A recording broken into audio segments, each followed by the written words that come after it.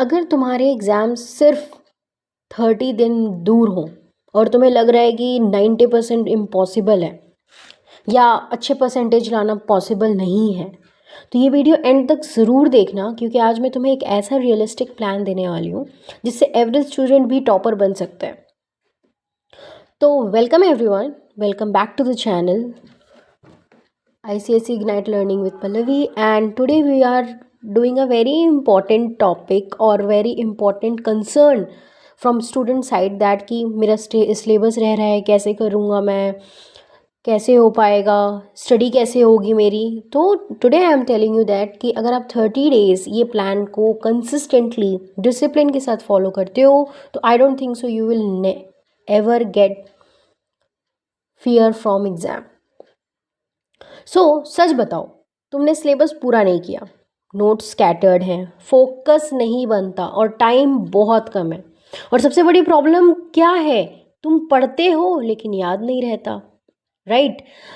लेकिन good news एक अच्छी बात ये है कि 90% लाने के लिए तुम्हें जीनियस होने की ज़रूरत नहीं है, तुम्हें बस सही स्ट्रैटेजी चाहिए। अगर तुम कोई चीज़ सही डायरेक्शन में फॉलो अप करते हो तो आपको टेंशन लेने की ज़रूरत नहीं है, आप अपना सिलेबस कर सकते हो, आप इतने परसेंटेज ला सकते हो जितने आप केपेबल हो। तो पहला बात ये होता है कि पहली बात एक क्लियर कर लो, हार्ड वर्क नहीं, smart work plus consistency marks दिलाती है। सिर्फ अगर आप हार्ड वर्क कर रहे हो तो इसका मतलब ये नहीं है कि आप टॉपर बन जाओगे, नो। अगर आप स्मार्ट वर्क के साथ कंसिस्टेंट हो, आप लगातार मेहनत कर रहे हो लेकिन स्मार्टली कर रहे हो, दैट्स द थिंग। टॉपर क्या अलग करता है, वो सब कुछ नहीं पढ़ता, वो सिर्फ वही पढ़ता है जो इम्पॉर्टेंट होता है और एग्ज़ाम पॉइंट ऑफ व्यू से ही इम्पॉर्टेंट होता है। तो आज हम 30 डेज़ को 3 फेजेस में डिवाइड करेंगे। फेज़ नंबर 1 जो कि होता है हमारा बिल्डिंग फाउंडेशन, बिल्ड करना, बेसिक बिल्डिंग करना। सेकेंड हमारा होगा प्रैक्टिस और स्ट्रेंथ, उस चीज़ को प्रैक्टिस करना, और अब आप उस चीज़ पे पकड़ पा चुके हैं और आप उस चीज़ को प्रैक्टिस करेंगे। अब आप उस चीज़ को रिवीजन फॉर्म में, रिवीजन जो हमारा नेक्स्ट स्टेज है उस फॉर्म में ले जाने की आप कोशिश कर रहे हैं, उसका प्रोसेस है। लास्ट स्टेज इज फेज़ 3, जब आप रिवीजन करते हैं और आप एक टेस्ट मोड में होते हैं कि आप अपने आप को सेल्फ एनालाइज और सेल्फ टेस्टिंग कर रहे हैं कि हाँ मुझे अब ये याद है, अब मैं सेल्फ टेस्ट कर सकता हूँ। ठीक है, बात करते हैं फेज़ 1 की, जो हमारा फाउंडेशन फेज़ है, जिसमें हम अपने बेस को क्लियर करते हैं, सिलेबस समझते हैं, बेसिक्स क्लियर करते हैं। That's our goal in this phase 1। हर दिन 3 सब्जेक्ट पढ़ो, इजी, मीडियम और हार्ड मिक्स। यानी कि हर दिन ऐसा नहीं है कि आपने हर एक दिन सिर्फ डिफ़िकल्ट ही पढ़ना है, नहीं, हम हर एक दिन आपका एक मिक्स होना चाहिए, इजी भी होना चाहिए, थोड़ा मॉडरेट लेवल भी होना चाहिए और हार्ड भी होना चाहिए। ठीक है, सिर्फ पढ़ो मत, एक्टिव रिकॉल करो। आपने शायद 2 लाइन ही पढ़ी हो, लेकिन अगर आप उसको एक्टिवली रिकॉल करेंगे ना तो वो आपके लिए आपके माइंड में मेमोराइज हो जाएगी, वो आपके माइंड में बैठ जाएगी। पर अगर आप 5 पन्ने पढ़ रहे हो और आपको 5 में से 1 लाइन भी अच्छे से याद नहीं होगी तो उसका कोई वर्थ नहीं है। पढ़ना कैसे, 1 घंटा अपने कॉन्सेप्ट को दीजिए, 20 मिनट्स जो है आप खुद से लिखो, जो आपने पढ़ा, जो एनालाइज किया, जो समझ आया, बस लिखो। इससे आपकी प्रैक्टिस भी बनेगी और आप उन चीज़ों को रिकॉल भी कर पाएंगे। और फिर 10 मिनट उन चीज़ों को एनालाइज, 10 से 15 मिनट, शायद जितना भी टाइम लगे आपको, उस चीज़ को एनालाइज करो कि मैंने कहाँ गलती की और कहाँ मुझे इम्प्रूवमेंट की ज़रूरत है। ये सबसे इम्पॉर्टेंट पार्ट है कि आपको एनालाइज करना अपने आप को बहुत ज़रूरी, क्योंकि आपको फिर पता कैसे चलेगा कि आपने गलती कहाँ की और आपको इम्प्रूवमेंट की कहाँ ज़रूरत है। ठीक है, और हमेशा याद रखना कि पढ़ो कम, रिवाइज ज़्यादा करो, रीड लेस, रिवाइज मोर। ओके, इसका ये मतलब है कि ऐसा नहीं कि पढ़ना छोड़ दो बस रिवीजन, पढ़ो उतना ही जितना आप रिवाइज कर सको, क्योंकि रिवीजन वाला पार्ट बहुत इंपॉर्टेंट है। अगर आप किसी चीज़ को बार बार रिवाइज करेंगे तो वो आपके लिए बहुत हेल्पफुल होगा। लेकिन अगर आप किसी चीज़ को सिर्फ पढ़ के छोड़ देंगे कि हाँ मुझे याद हो गया, तो वो चीज़ आपके माइंड में नहीं अभी आई है, वो चीज़ आपके माइंड में नहीं बैठी है, आप उस चीज़ को रिकॉल नहीं कर पाएंगे। ठीक है, तो हमेशा एक मिस्टेक्स हमेशा अवॉइड करना कि हाईलाइट करते हैं हम लोग, हर चीज़ को हाईलाइट करना पढ़ाई नहीं है वो, एक जब जस्ट आप अपनी बुक को कलरफुल बना रहे हो, हर चीज़ हाईलाइट करना। हाईलाइट कुछ इंपॉर्टेंट, मैंने बहुत बच्चों को देखा है जो क्या करते हैं, बुक खोलते हैं, हाँ ये भी इंपॉर्टेंट है हाईलाइट कर दिया, ये भी इंपॉर्टेंट है highlight. Highlight in the sense जो चीज़ आपको बहुत इंपॉर्टेंट लग रही है और आपको ऐसा लगता है कि शायद मैं ये भूल सकता हूँ, तो हम हाईलाइट उस चीज़ को करते हैं जिससे कि हम जैसे ही बुक के पेज को खोलें तो हमारी नज़र सबसे पहले उस चीज़ पे जानी चाहिए कि हाँ मैंने ये चीज़ हाईलाइट की थी, ये इंपॉर्टेंट थी। इसका मतलब ये नहीं है कि पूरी बुक आप हाईलाइट कर दें कि पूरी बुक ही तो इम्पॉर्टेंट है, नहीं, पूरा पेज ही तो इम्पॉर्टेंट है, नहीं। जो चीज़ आपको लगती है कि बहुत इम्पॉर्टेंट है आपको उसी चीज़ को हाईलाइट करना चाहिए। और सिर्फ वीडियोस देखना या फिर ऑनलाइन स्टडीज़ करना या फिर बस टीचर ने जितना पढ़ा दिया 1 घंटा उतना पढ़ना, ये सिर्फ इल्यूजन ऑफ लर्निंग है। आपको ऐसा लग रहा है कि मुझे सब आता है, मैंने सब पढ़ लिया है, मुझे सब समझ आ रहा है, लेकिन ऐसा होता नहीं है। रियलिटी ये होती है कि आपका माइंड उस चीज़ को अभी ग्रैस्प कर ही नहीं पाया। आपके माइंड ने बस उस चीज़ को देखा, ईयर्स ने सुना, पर रिकग्नाइज नहीं हो पाया अभी तक, रिकॉल नहीं हो पाया अभी तक, क्योंकि आपने उस चीज़ को रिवाइज नहीं किया। पर within a half hour, within a 1 hour आप उस चीज़ को एक बार और रिकॉल कर लेंगे तो कहीं ना कहीं वो चीज़ आपके माइंड में बैठ जाएगी, वो चीज़ आपके माइंड में सस्टेन रह जाएगी। ठीक है, now talking about the phase 2 जो कि हमारा प्रैक्टिस फेज होता है। इसमें हमारे को क्या करना होता है, वो हमें स्ट्रॉन्ग बनाना होता है अपने सिलेबस को, क्योंकि हम सिलेबस क्लियर कर चुके हैं, कॉन्सेप्ट कुछ हद तक समझ चुके हैं। तो अब हमें अपने क्या मेन फोकस रखना होता है कि हमें अपने बेस को स्ट्रॉन्ग करते हुए अब हम उसके ऊपर हमें बिल्डअप होना है और प्रैक्टिस करनी है, राइटिंग अपनी इम्प्रूव करनी है। ठीक है, कहाँ कितना लिखना है, देखो हर जगह ज़रूरी नहीं होता कि आप, बहुत क्वेश्चंस ऐसे होते हैं जहाँ पे आपकी एक लिमिटेशन है कि आपको इतना ही आंसर लिखना है, उतने ही नंबर मिलेंगे। बहुत बच्चे क्या करते हैं कि लेट्स एग्जाम्पल नोटिस राइटिंग में बहुत बच्चों को नहीं पता होता कि हमें कितना क्या लिखना है, तो उन्हें लगता है कि अरे 8 मार्क्स का है तो बहुत लंबा लिखना होगा, लेकिन जो उसका फॉर्मेट है वो हमेशा कंसाइज फॉर्म में होता है, मतलब बहुत छोटा होता है, उसमें बहुत कम इन्फॉर्मेशन देनी होती है। लेकिन क्या करते हैं कि वो बहुत लंबा लिख देते हो आप लोग, और उससे ना मार्क्स डिडक्ट भी हो सकते हैं और होते भी हैं। तो बेटर रहेगा कि हर चीज़ की एक लिमिट होती है। कोई क्वेश्चन अगर आपसे 3 मार्क्स का पूछा गया है तो उस हिसाब से आप अपना वर्ड लिमिट सेट करेंगे, ये नहीं कि क्योंकि आप एक्स्ट्रा लिखोगे तो उसके एक्स्ट्रा नंबर थोड़ी ना मिलेंगे, तो आप क्यों अपनी एनर्जी वेस्ट करोगे। ओके, सबसे इम्पॉर्टेंट चीज़, जब भी आप प्रैक्टिस करेंगे तो हमेशा प्रीवियस ईयर क्वेश्चंस को सॉल्व करो। ठीक है, और चैप्टर से एक्सपेक्टेड जो क्वेश्चन होते हैं या आपको टीचर कुछ प्रोवाइड करता है या आप ऑनलाइन पढ़ रहे हैं, कुछ पीडीएफ्स वगैरह आपको मिलते हैं, कुछ नोट्स मिलते हैं, वो क्वेश्चंस देखो, उनको समझो, चैप्टर से रिलेटेड जितनी प्रैक्टिस आप कर सकते हो करो। ठीक है, टाइम लगा के आंसर लिखो, भागो मत कि फटाफट फटाफट क्लियर करें, नहीं, क्योंकि आपके पास अभी प्रैक्टिस टाइम है, आप अभी एग्जाम में बैठे नहीं हो, आप अभी प्रैक्टिस कर रहे हो, आप अभी उस जोन में हो कि आप अभी गलती भी करोगे तो आप सुधार सकते हो। ठीक है, तो बेस्ट यही चीज़ है कि आप आराम से आंसर्स लिखो, माइंड को क्लियर करके लिखो कि हाँ मुझे ये क्वेश्चन अब उसको रिकग्नाइज करना है और उसको अब राइटिंग के फॉर्म में करना है। पहले खुद अटेम्प्ट करो फिर आंसर देखो। कभी भी ये मत करना कि पहले आंसर देख लेता हूँ कैसे से लिखना है, हाँ फिर लिख, नहीं, पहले खुद कोशिश ये करो कि हमेशा पहले खुद अटेम्प्ट करो, गलत हो सही हो वो बाद की बात है। ठीक है, और जब आंसर देखने के बाद आप, अब आंसर्स आपने देख लिया, आपको लगता है कि यहाँ पे कुछ प्रॉब्लम है, यहाँ पे कुछ गलती है, तो then you have to improve it. आप क्यों प्रैक्टिस कर रहे हैं कि आप जहाँ गलती करेंगे आप वहाँ पे इम्प्रूवमेंट कर सकते हैं, राइट। मार्क्स राइटिंग से नहीं मिलते हैं, सिर्फ मार्क्स राइटिंग पे भी बहुत डिपेंड करता है, और ये नहीं है कि मैंने सब कुछ सही लिख दिया है। मान लो मैंने सब सारे क्वेश्चंस अच्छे लिखे हैं, सही लिखे हैं, कोई गलती नहीं हो सकती, लेकिन मेरी राइटिंग अच्छी नहीं है, मैंने वो अच्छे से वो राइटिंग, वो मतलब प्रेजेंटेशन अच्छी नहीं है मेरी, तो क्या मुझे मार्क्स मिलेंगे? मुझे एग्जामिनर क्वेश्चन आंसर शीट देखते ही मेरा नंबर काट देगा, और वो हर जगह काटेगा क्योंकि मेरी राइटिंग अच्छी नहीं है ना। तो इसीलिए राइटिंग का बहुत बड़ा इंपॉर्टेंट रोल है। इसका मतलब मैं ये नहीं कह रही हूँ कि आप अपने 1-1 घंटा रोज राइटिंग पे बिताओ, इट्स मीन कि आप इतना क्लियर लिखो कि एग्जामिनर जब आप उन चीज़ों को पढ़े, उन आंसर्स को पढ़े, तो वो क्लियर हो जाए कि हाँ इस बच्चे ने ये लिखा है। आपका हमेशा आंसर जो होना चाहिए, आपकी आंसर शीट प्रेजेंटेबल होनी चाहिए, ज़्यादा कटिंग नहीं होनी चाहिए, ज़्यादा वाइटनर यूज़ नहीं होना चाहिए। वैसे वाइटनर अलाउड भी नहीं है बोर्ड के एग्ज़ाम्स में खासकर, या किसी और एक्सटर्नल एग्ज़ाम्स में वाइटनर अलाउड नहीं होता है। लेकिन इनकेस अगर आप करते भी हो तो आप उस चीज़ को ऐसे यूज़ करो, और first of all you have to ask from your teacher कि क्या मैं यूज़ कर सकता हूँ या कर सकती हूँ। अगर आप वो बोल रहे नहीं, तो जस्ट सिंपली अगर आपसे कुछ गलती हो जाती है, you have to just cut a single line कि ये वर्ड गलत हो गया, सिंगल लाइन आपने मार्क कर दिया, दैट्स इट। आप हम लोग क्या करते हैं ना, उस चीज़ को बहुत ज़्यादा ही डार्कली कर देते हैं कि वो निशान बैक शीट पे भी पड़ जाता है, तो वो चीज़ आपको नहीं करनी है।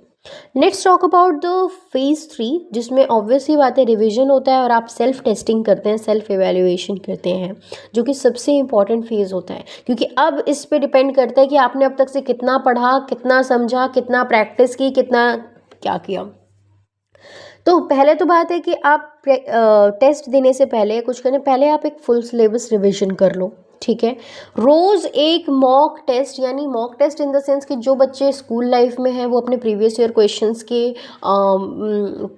के सैम्पल्स लगाएंगे, और जो एक्सटर्नल एग्ज़ाम्स की तैयारी, कॉम्पिटिटिव एग्ज़ाम्स की तैयारी कर रहे हैं, वो बच्चे क्या करेंगे, वो अपना मॉक टेस्ट देते हैं, ठीक है। और टेस्ट तो वैसे स्कूल स्टूडेंट्स भी देते हैं, 9, 10th, 11th, 12th के भी जो स्टूडेंट्स जो भी देख रहे हैं इस वीडियो को, वो भी देते हैं। मतलब ये वीडियो सभी के लिए है बेसिकली। वीक टॉपिक्स पर एक्स्ट्रा फोकस नहीं करना चाहिए, जिसको लगता है कि यार ये इतना इम्पोर्टेंट, क्योंकि जब भी हमारे स्कूल, हमारे क्लासेस में हमारे टॉपिक्स जब टीचर डिस्कशन करता है तो इतना क्लियर हो जाता है कि अरे मैम ये टॉपिक इतना डिस्कस नहीं कर रहे हैं डीपली, तो इट मीन्स ये इतना इम्पोर्टेंट नहीं होगा। और जब आप खुद भी पढ़ते हो तो आपको ये रियलाइजेशन होती है कि शायद ये टॉपिक इतना इम्पोर्टेंट नहीं है, तो उस चीज़ पे ज़्यादा फोकस नहीं करना। जो टॉपिक ज़्यादा इम्पोर्टेंट लगते हैं, जो ज़्यादा लगता है कि नहीं इससे चांसेस बहुत हाई हैं, उस टॉपिक पे आपको ज़्यादा ध्यान देना है, ठीक है। हमेशा अगर आपको एक कहते हैं ना कि माइंड मैप या एक फॉर्मूला शीट या एक शॉर्ट नोट्स बनाना चाहिए, कि आप जब भी अगर एग्ज़ाम दे रहे हो तो उससे पहले अगर आप उस शीट को एक बार देख लेते हो, तो आप सब कुछ रिकैप्चुलेट कर लेते हो अपने माइंड में, तो इट्स बेटर कि आप हाँ अब आप उस पावर में हो, आप उस जोन में हो कि आप अपने एग्ज़ाम में ईजिली फोड़ सकते हो, ठीक है। That's the zone. तो आप हमेशा ना एक फॉर्मूला शीट या शॉर्ट नोट्स बना के रखो, जो कि आप रोज़ सुबह अगर 30 मिनट्स भी रिवीजन करो तो विच is a very easy for you और वेरी कन्वीनियंट फॉर यू, कि आप अपने ना माइंड में माइंड मैप बना, जो कि आपके लिए बहुत ही बेनिफिशियल होगा। कि आपको हर टाइम टेस्ट देना है तो ये नहीं कि आपको पूरी बुकलेट पढ़नी पड़ेगी, नहीं। आपने अगर एक चीज़ को पढ़ा, रिकैप्चुलेट कर लिया, आपके कॉन्सेप्ट क्लियर हैं, आपका बेस क्लियर है, तो आपके लिए वो छोटी सी शीट्स बहुत रामबाण साबित हो सकती है, ओके। तो हमेशा ये याद रखना, रोज़ जैसे कि आप एग्ज़ाम्स में जो आपका टाइम शेड्यूल होता है कि आपका एग्ज़ाम इतने से इतने बजे तक, तो उस टाइम पे आप एग्ज़ाम अपना घर पे वो जोन बनाओ, ठीक है। कि सपोज़ मान लो कि आपका एग्ज़ाम टाइमिंग 9 to 12 है, 9 AM to 12 तक है, तो आप क्या करेंगे, उसी टाइम तक आप उसी टाइम में शुरू करेंगे अपना एग्ज़ाम, और 12 o'clock तक आपका क्लियर हो जाना चाहिए। और आप उस जैसा मतलब आप अपना एनवायरनमेंट एकदम एग्ज़ाम वाला रखो, और रोज़ उसी टाइम पे आप अपना एग्ज़ाम दो, एक सैम्पल पेपर रोज़ सॉल्व करो, जिससे कि आपको ये क्लियर हो जाएगा। और बिना डिस्ट्रैक्शन के, फ़ोन साइलेंट, मतलब ऐसा जोन होना चाहिए कि आप एग्जैक्टली एग्जामिनेशन हॉल में ही बैठे हैं, जहाँ पे कोई डिस्ट्रैक्शन नहीं होना चाहिए। It's just you and your focus and your answer sheet, that's it. No one else around you, that's the important part. सबसे इम्पॉर्टेंट फेज़ इसलिए कहते हैं कि क्योंकि यही फेज़ अब डिसाइड करता है कि आप 30% वाले स्टूडेंट हैं कि 90% वाले। यहीं पे आप डिसाइड करते हैं, क्योंकि यहाँ पे वर्सेस चलता है। क्योंकि अगर आप का कॉन्सेप्ट, क्योंकि यहाँ पे भी अभी चांसेस हैं कि आप, क्योंकि ये चीज़ घर पे दे रहे हो, तो यहाँ पे भी अगर आप टेस्ट देने के बाद इम्प्रूवमेंट चाहते हो, आप चेक करो, सेल्फ चेकिंग करो, कहाँ गलती है कहाँ नहीं है। चेक करने के बाद फिर आपको समझ आ जाएगा कि यहाँ पे मेरी गलती है, मुझे इम्प्रूव करना है, मुझे इस टॉपिक को रिवाइज करना है, इस टॉपिक को दोबारा समझना है। नहीं समझ आ रहा, दोबारा टीचर से पूछो, दोबारा वीडियोस देखो, दोबारा कॉन्सेप्ट क्लियर करो, ठीक है। तो ये सबसे इम्पॉर्टेंट फेज़ मेरे हिसाब से, तीनों फेज़ बहुत इंपॉर्टेंट है। अगर आप तीनों मतलब अपनी स्टडी को इन तीनों फेज़ में अगर डिवाइड करके पढ़ते हो तो बहुत इजी हो जाएगी स्टडी। और what you have to do, at least मैं ये नहीं कहती हूँ कि आपको रोज़ 15 घंटे 16 घंटे पढ़ना है। सबकी अपनी अपनी कैपेबिलिटी है, सबके अपने अपने शेड्यूल होते हैं। इट्स जस्ट एन आइडिया कि आप इन चीज़ों को ऐसे करेंगे तो वो आपके लिए बेनिफिशियल रहेगा। I am giving you just a direction. मैं आप पे इस चीज़ बहुत ज़्यादा नहीं डाल रही हूँ कि नहीं आपको यही ही फॉलो करना है। इट मीन्स कि आपको इस तरीके से फॉलो करना है। एक अगर मैं नॉर्मल सी अगर एक सीक्रेट टिप शेयर करूं जो एक टॉपर करता है, क्या करता है, उससे पहले हम देखते हैं कि एक टाइम टेबल क्या होना चाहिए, जो कि एक सैम्पल है। अगर आप चाहते हो तो इस चीज़ को फॉलो करो, बाकी कोशिश ये करो कि आप अपना टाइम शेड्यूल का मतलब ये नहीं होता है कि इतने से इतने घंटे, इतने से इतने। Quality matters then quantity. तो आप अगर ये सोचोगे कि मेरे को 2 घंटे पढ़ने हैं, पर 2 घंटे में आपने अगर कुछ क्वालिटी नहीं पढ़ा, उस चीज़ का कोई वर्थ नहीं है फिर। ठीक है, तो मैटर ये करता है कि आप बेशक आधा घंटा ही पढ़ें, लेकिन वो आधे घंटे आपके माइंड में ऐसे आ जाना चाहिए, आधे घंटे की पढ़ाई की वो 2 घंटे से भी ज़्यादा सुपीरियर हो। ठीक है, तो अगर फर्स्ट बात करते हैं कि अगर आप मॉर्निंग पर्सन हैं तो 5:30 ऑलमोस्ट, अगर आप सुबह तक उठ सकते हो, सुबह जल्दी मॉर्निंग में उठ सकते हो तो 5:30 अपना वेकअप करो, अपना फ्रेशन अप हो and just have a some glass of water और समथिंग, थोड़ा रिलैक्स हो जाओ। Then you can start some stretching वगैरह करके and you can start your study from 6 AM to 8 AM, which is a hard core study. क्योंकि morning time में हमारा mind एकदम क्लीन और फ्रेश होता है, मॉर्निंग एयर। तो उस समय अगर हम कोई हार्ड सब्जेक्ट करते हैं ना, तो वो हमारे लिए बहुत बेनिफिशियल होता है, हमारे माइंड को क्लियर हो जाता है। और दोपहर की में आप मतलब कि जो मिड मॉर्निंग का टाइम होता है 10 से 12 बजे तक, अब आप अपना दूसरा सेशन शुरू कर सकते हैं स्टडी का। ठीक है, और 1 से 2 बजे फिर आप गैप लो, अपना जो भी आपका छोटा मोटा होम कोर्स है या जो भी आपको करना है आप वो कर सकते हैं। 1 से 2 बजे तक आप रिवीजन करो, जो भी आपने अब तक से पढ़ा है उसकी रिवीजन ज़रूरी है करना। फिर इवनिंग टाइम में 4 से 6 बजे के बीच में अपना प्रैक्टिस क्वेश्चंस वगैरह करो, या बहुत बच्चों को ट्यूशन्स वगैरह भी होते हैं या बहुत लोग क्विजेज़ के लिए जाते हैं, तो you can do that also at that time. ठीक है, 7 से 8 बजे तक अपना सबसे लाइट सब्जेक्ट लो, जो आपको लगता है ये तो मैं इजीली कर लूँगा, लेकिन उसे पढ़ना ज़रूरी है। ये नहीं कि उसको एकदम नेग्लेक्ट कर दो, ऐसा नहीं होना चाहिए। ठीक है, तो और सबसे लास्ट जो आपका 9 से 9:30 के बीच में आप अपना क्विक रिवीजन करेंगे। आपने जो भी पूरे दिन में पढ़ा है फटाफट आप within a half hour you have to just quickly revise it, and 10:30 to 11 you have to sleep because your mind need a rest now. ठीक है, ये नहीं कि पूरे दिन बस लगे पड़े हो, no. Minimum 6 hours, maximum 8 to 10 hours, इससे ज़्यादा हमें स्टडी करनी भी नहीं चाहिए, क्योंकि इससे ज़्यादा आपका माइंड रिटेन भी नहीं कर पाएगा। ठीक है, तो ये सबसे इम्पॉर्टेंट पार्ट है। सीक्रेट जो एक है, जो 5 सीक्रेट्स मैं बताना चाहती हूँ, पहला है डिस्ट्रैक्शन ज़ीरो। फ़ोन को अपने कंट्रोल में करो, फ़ोन आपको कंट्रोल नहीं करना चाहिए। दूसरा, एक्टिव रिकॉल, पैसिव रीडिंग नहीं, कि रीडिंग कर रहे हो लेकिन कुछ उसका कुछ रिजल्ट नहीं मिल रहा। ठीक है, तो रिकॉलिंग बहुत ज़रूरी है। रिवीजन इज़ अ सक्सेस की। रिवीजन करोगे तो ऑब्वियसली टॉपर बनोगे, रिवीजन नहीं करोगे तो वो चीज़ें वहीं ही रह जाएंगी, आप मेमोराइज ही नहीं कर पाएंगे। लिख लिख कर प्रैक्टिस करो, रट्टाफिकेशन नहीं करना है। Don't do the rote learning, but you have to do the writing, जिससे कि आपकी राइटिंग भी इंप्रूव होगी और आप प्रैक्टिस भी कर रहे हो। कंसिस्टेंसी बहुत मैटर करती है, देन मोटिवेशन। अगर मैं आपको आज मोटिवेशन दे दूँ तो शायद वो 2 दिन में ख़त्म हो जाएगा, लेकिन अगर आप रोज़ ही अगर बेशक 1 घंटा भी पढ़ते हो तो वो आपकी कंसिस्टेंसी है जो आपको ये करने के लिए मजबूर कर रही है। देखो, 30 दिन बहुत होते हैं अगर सही यूज़ करो, और बहुत कम होते हैं अगर वेस्ट करो। ठीक है, तो ये अब आपके ऊपर है कि आपको यूटिलाइज करना है या वेस्टेज करनी है। तुम्हारे मार्क्स तुम्हारी रियलिटी डिसाइड नहीं करते, लेकिन तुम्हारी मेहनत ज़रूर करते हैं। क्योंकि marks doesn't decide your future, it doesn't decide that one result decide your future और success, but it also shows that कि how much hardworking, how much consistent you were, how much disciplined you were, that decide the result। ठीक है, तो marks ये चीज़ decide करते हैं।